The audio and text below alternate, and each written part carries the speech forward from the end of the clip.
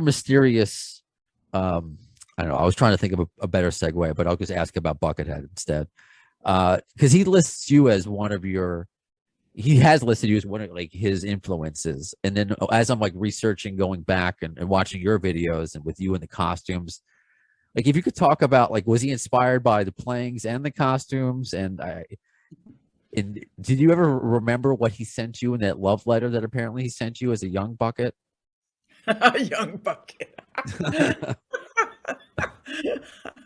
I hope I run into him again so we can talk about this. But it was the sweetest letter ever. I hope I still have it. I've got like 20 scrapbooks in my closet.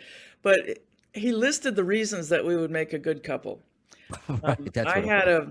a Westie breed dog, and his mother bred Westies. That was one of them.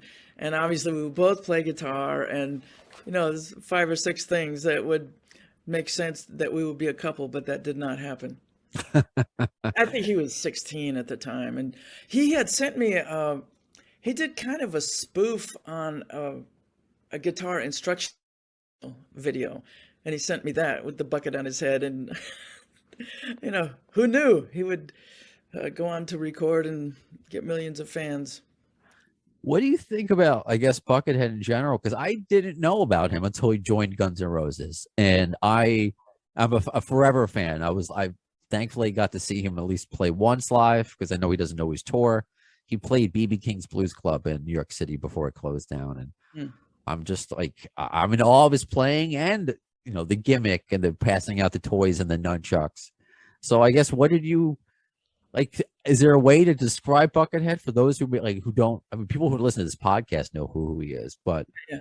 I I'd just say he's a super creative guy. He's done some really off the wall things, and it just makes it really interesting. It's not the standard, okay, here's another Steve Vai guy, you know. He's got his own bag happening.